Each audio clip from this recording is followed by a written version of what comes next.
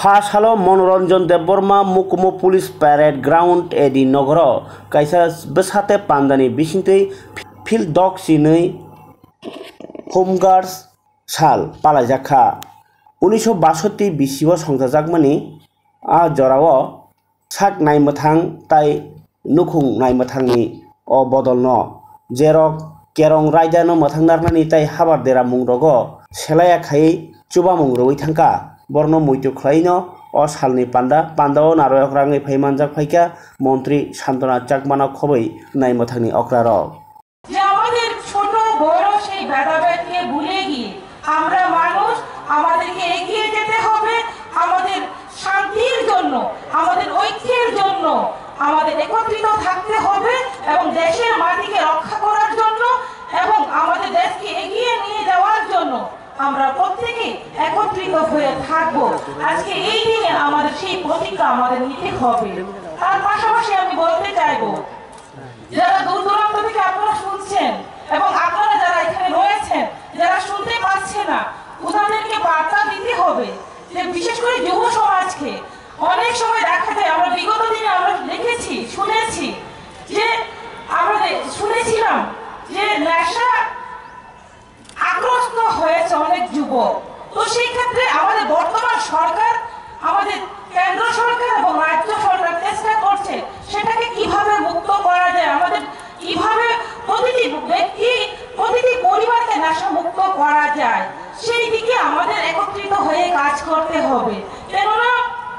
আমরা একত্রিত হয়ে কাজ করলে কেননা যুব সমাজ যদি এগিয়ে আসে তাহলে সেটা সম্ভব হবে কেননা আমি বলতে চাই বারবার যে আমাদের যে বিভিন্ন এনজিও ক্লাব সোসাইটি বিভিন্ন সোসাইটি যারা কাজ করেন এবং যুব সমাজ যারা রয়েছেন আপনাদের ভূমিকা অত্যন্ত অপরিসীম তার জন্য আমি এই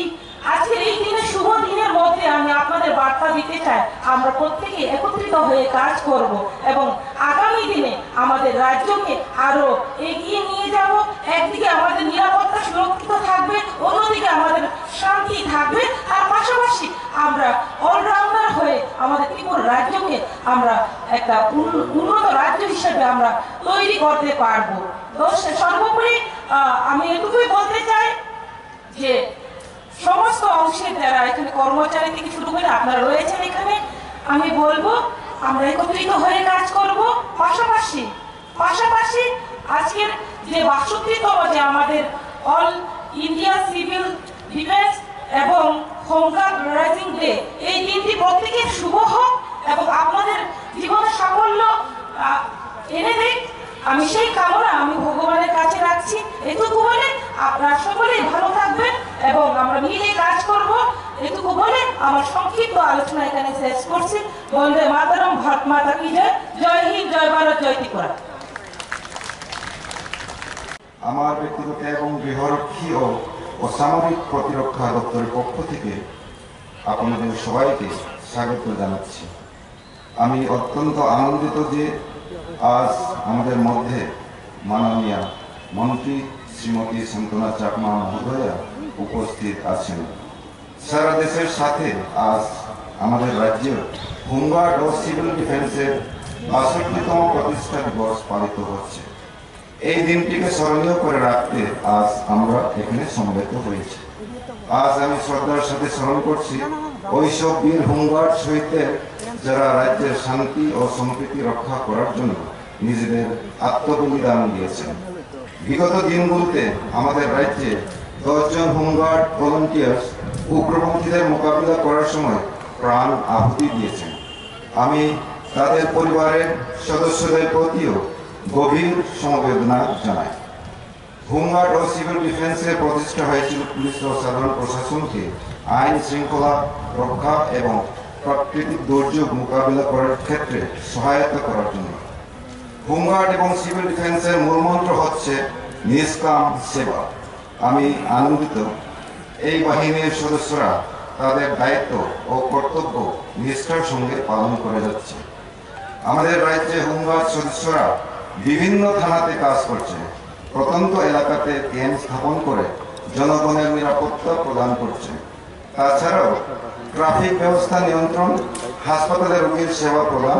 আগরতলা বিমানবন্দর, সেন্ট্রাল ওয়্যারহাউস, দূরদর্শন কেন্দ্র, কেন্দ্রীয় ভূগর্ভস্থ জলবোট এবং বিভিন্ন গুরুত্বপূর্ণ স্থানে নিরাপত্তা প্রদান করছে। আমার বলতে দ্বিধা নেই যে এই বাহিনীর সদস্যরা উগ্রপন্থীদের মোকাবিলা করার ক্ষেত্রেও গুরুত্বপূর্ণ ভূমিকা পালন করেছে। রাজ্য সরকারের তরফ থেকে হোমগার্ড এবং সিভিল ডিফেন্সের সদস্যদের জন্য বিভিন্ন কল্যাণমূলক প্রকল্প চালু আছে। পুলিশ কনস্টেবল,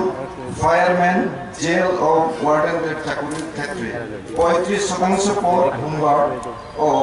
2% পদ সিভিল ডিফেন্সের জন্য সংরক্ষিত আছে। বিগত দিনগুলোতে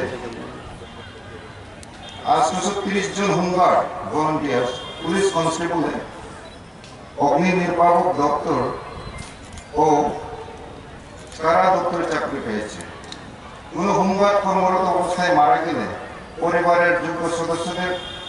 সরকারি চাকরি প্রদান করা হয়েছে। ডাইন হারভেস্ট স্কিমে এই পর্যন্ত 272টি পরিবার উপকৃত হয়েছেন এবং 43 জনকে চাকরির পরিবর্তে অর্থনৈতিক সুবিধা দেওয়া হয়েছে। বর্তমানেও হোমগার্ড স্বেচ্ছাসেবকদের এই প্রকল্পের সুবিধাদি প্রদান করা হচ্ছে। 2012 সাল থেকে হোমগার্ডদের জন্য একটি নতুন পেনশন স্কিম চালু হয়েছে। এই স্কিমে প্রত্যেক অবসরপ্রাপ্ত হোমগার্ড